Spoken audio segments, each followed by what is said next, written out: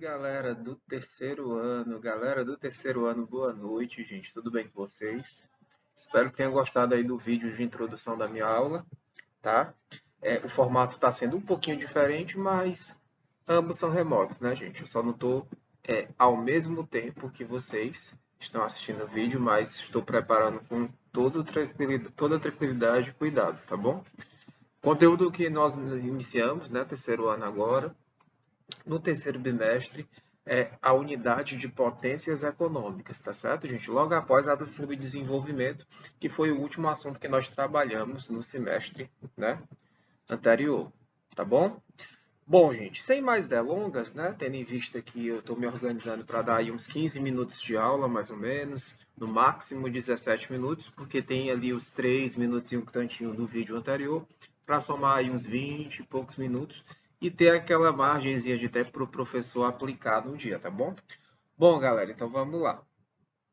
As potências econômicas, né, gente? Então, o livro de geografia, né, ele vai tratar dessas 5 potências econômicas. Temos outras? Temos sim, tá?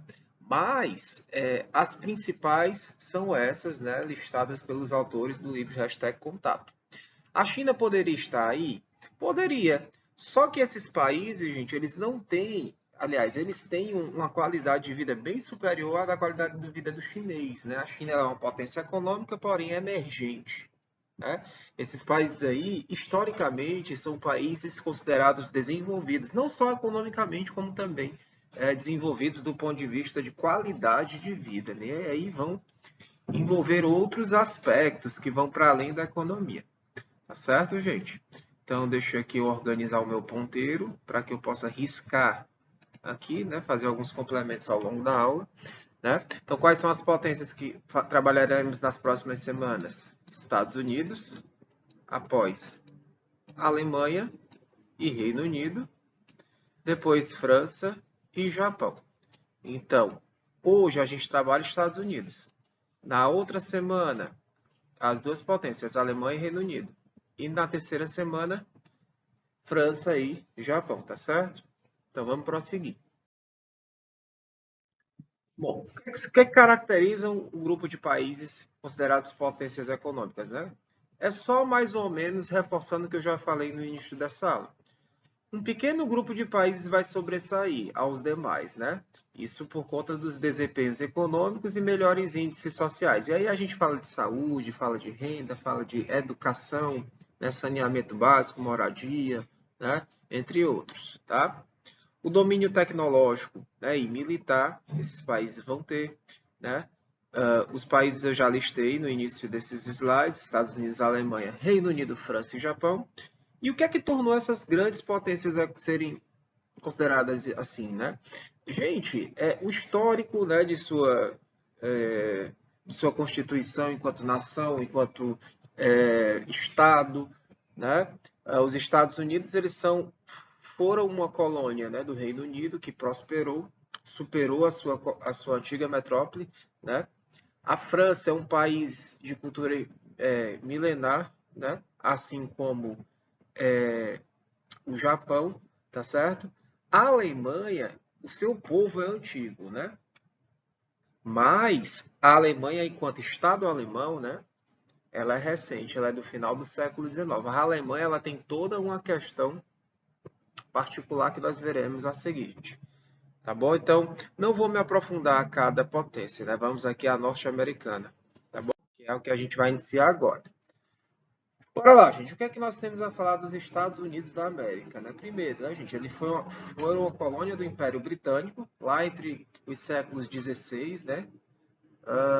Até o século XVIII, mais precisamente 4 de julho de 1776, que foi a data da independência né, das 13 colônias, né? Iniciou-se com 13 colônias britânicas ali na costa do Oceano Atlântico, tá?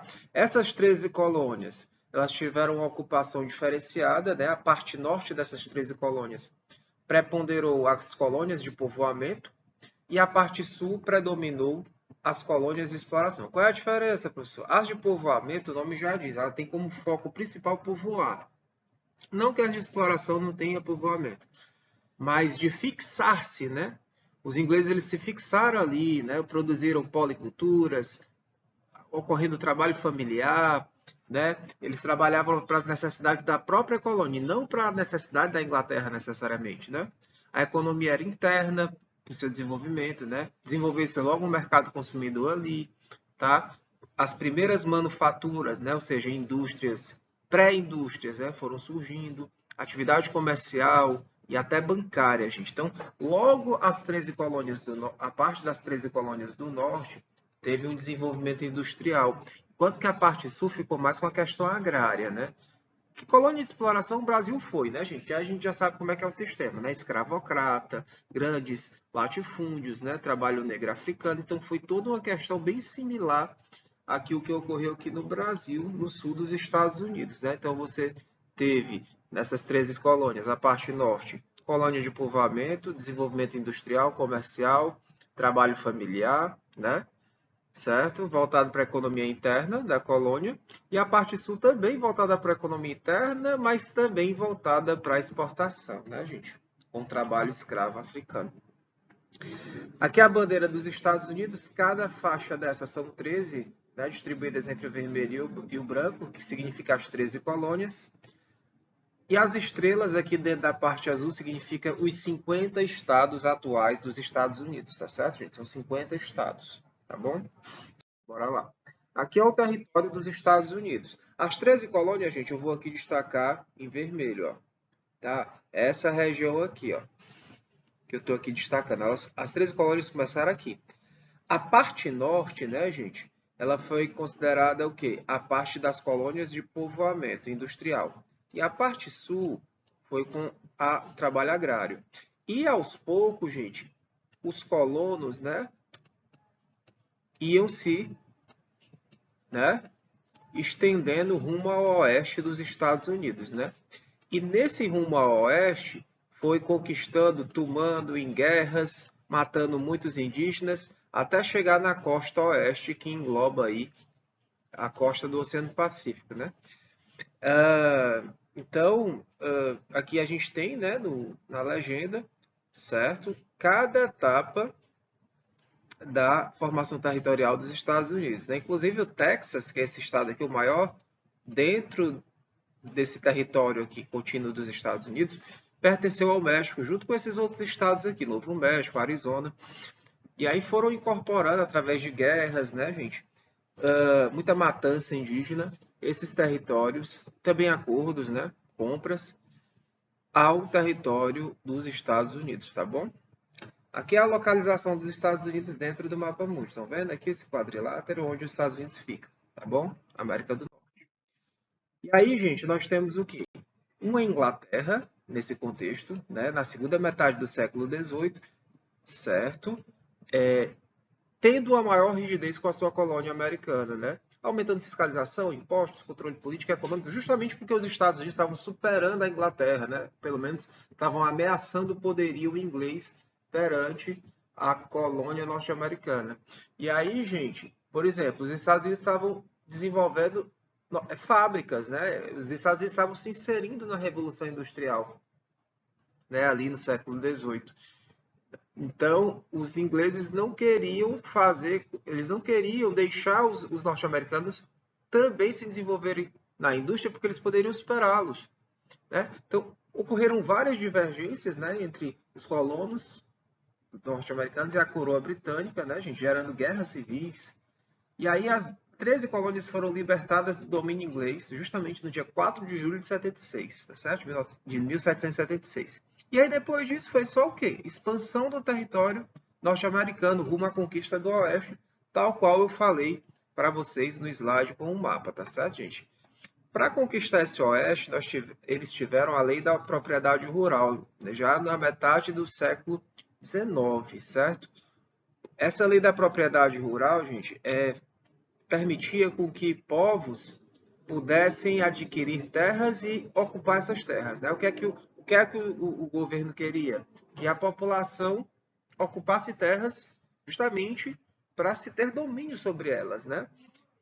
Então, várias correntes migratórias de vários imigrantes, mesmo holandeses, franceses, de outras alemães, de outras etnias, foram migrando ali para os Estados Unidos, ocupando as terras rumo ao oeste. Então você teve muitos confrontos, né, dos colonizadores com os indígenas, os Apaches, os Cherokees, Navarros, entre várias outras, aí durante 2 séculos, gente. Então o apoio do governo americano, né, com os colonos, colonizadores, né? Então você tinha dizimado aí tribos inteiras, gente, né? Tribos inteiras, né? Então essa realidade da colonização é muito cruel, gente. Onde ela ocorreu, houve matança de nativos, tá? Aí, gente, um pouco mais da história dos Estados Unidos, assim, tá? Ali em meados do século XIX, ocorre praticamente toda a expansão para o oeste. Há uma guerra nesse contexto ali, na metade do século XIX, entre o norte industrial e urbano contra o sul agrário e escravista, né? Por interesses, né, gente, político-econômicos, na época do governo do Abraham Lincoln, né, que durou 4 anos aí, 5 anos. O Abraham Lincoln, ele era liberal, certo? Ele tinha ideais mais modernos, digamos assim, mais liberais.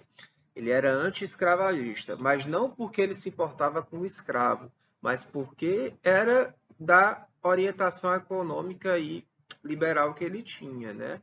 Era do interesse mundial, do contexto mundial, a não mais escravidão. Não é porque tinham pena dos escravos, não, tá certo? E aí você teve uma guerra civil entre os latifundiários sulistas, né, que tentavam se separar do norte, né, gente, com a guerra civil, soldados e escravos lutaram, né, e aí o norte saiu vitorioso. Só que o racismo, gente, e a discriminação permaneceram. Essas ideias liberais e tal, era mais no quesito econômico, né? Mais no quesito realmente da etnia e tal, continuou durante muito tempo e ainda continua o racismo nos Estados Unidos, né, gente? Tá? Bora lá. Bom, o que é que fez com que os Estados Unidos, né, se industrializasse? Bora lá, gente. Primeiro, nós tivemos uma expansão de uma sociedade de consumo ali na parte norte das 13 colônias, né? Esse espírito empreendedor da população era herdado dos primeiros colonos protestantes que vinham lá do Reino Unido, né, gente? Então, os colonos traziam muito do que eles tinham de ideologia, né, gente? De cultura, né? Tá certo? E fora as condições naturais do território, né, lá dos Estados Unidos, era rico já em jazidas de minérios, próximo à região dos Grandes Lagos, ali no norte e nordeste dos Estados Unidos, tá? Descobriu-se campo de petróleo ali no século XIX, mais ou menos pela Pensilvânia, né? Também próximo aos Grandes Lagos, lá no Texas, no Golfo do México. Então, você teve aí também o crescimento da indústria no setor petroquímico e de transportes, né, gente? Em virtude do descobrimento desse petróleo. Também, gente, na virada do século XX, diante desses tópicos aqui que eu coloquei, que favorecem a industrialização lá, os Estados Unidos se torna o quê? Uma potência no setor ferroviário e automobilístico, né? Já que, por exemplo, a Ford, do Henry Ford, ela é dos Estados Unidos, né, gente? Torna-se uma das maiores montadoras de automóveis ali do mundo, né?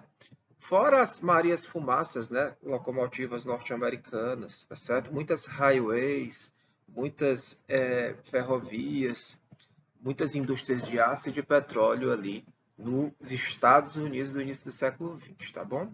Então você estava tendo um aumento da sociedade de consumo. O que os Estados Unidos são hoje, gente, começou aí, tá?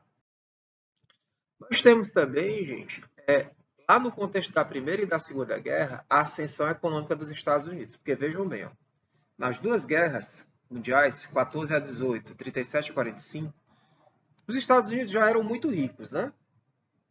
Você tinha um suprimento de alimentos, remédios, reconstituição econômica dos países europeus, tudo partindo dos Estados Unidos.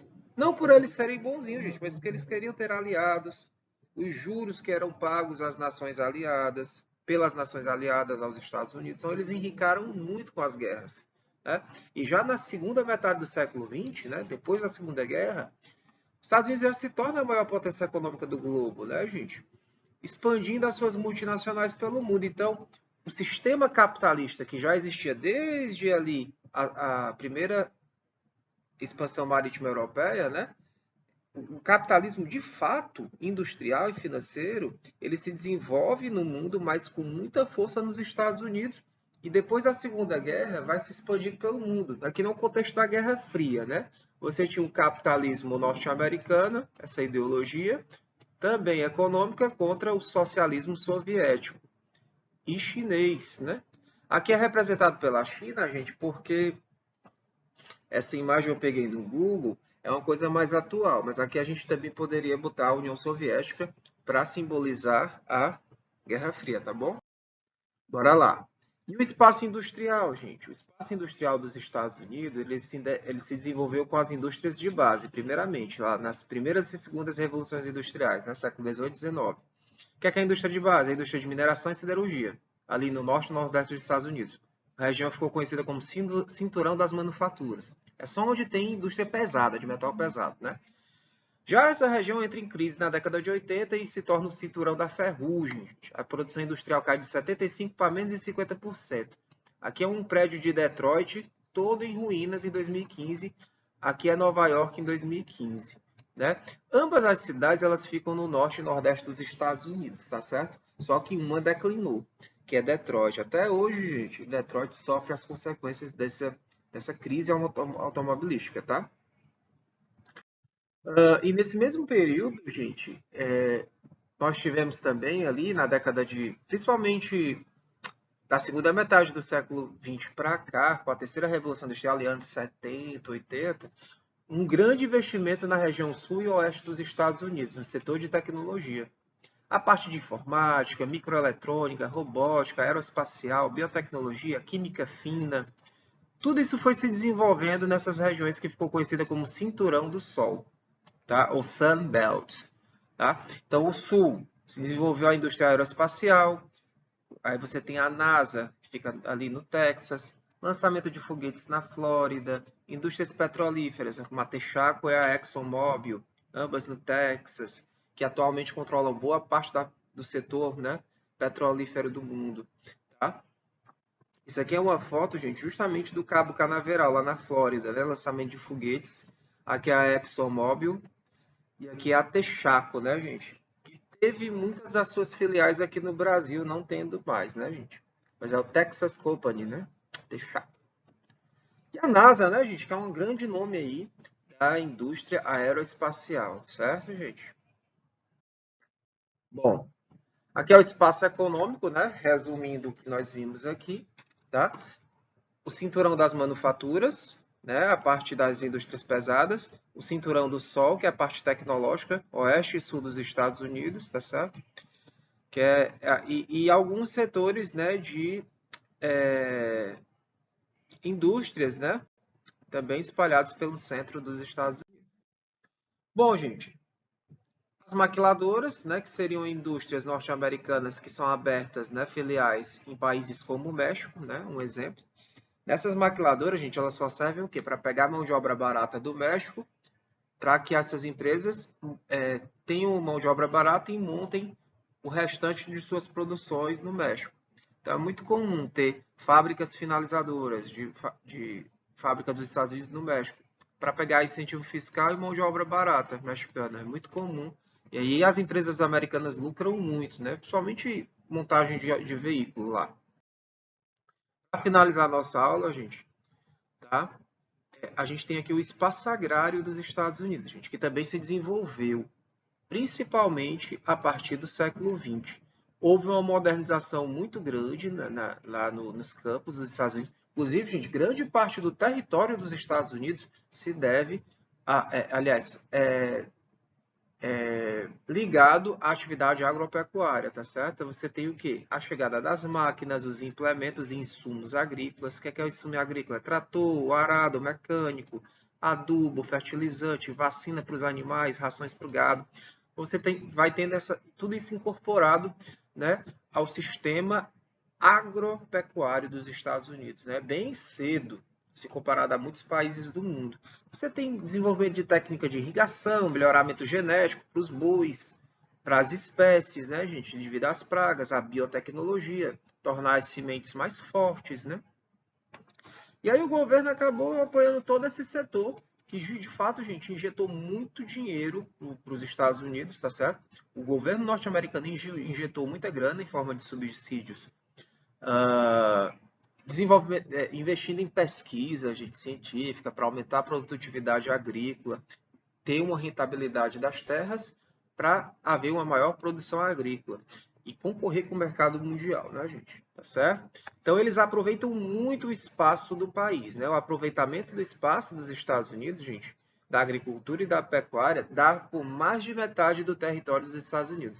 Então, mais de metade do território é só para agricultura, que é dividido também em cinturões, só que os belts da agropecuária, que são esses, ó. Aqui tem o cinturão, né, do Rush, o Rushing Belt, o cinturão da pecuária, o cinturão do trigo, o cinturão do algodão, né, gado leiteiro, o cinturão do milho, da soja. Então você tem vários cinturões, né, dividindo o território norte-americano por setor. Então é muito organizada a parte agropecuária de lá, gente, tá bom? Eu sei que foi um pouco muita de informação, gente, mas eu deixo essa aula com vocês, tá? 20 minutinhos aí. Fiquem muito bem. Aí na próxima semana a gente continua com a Alemanha e Reino Unido, tá certo? Espero que tenham aproveitado a aula. A gente se vê na próxima semana, gente. Muito boa noite. Valeu, galera.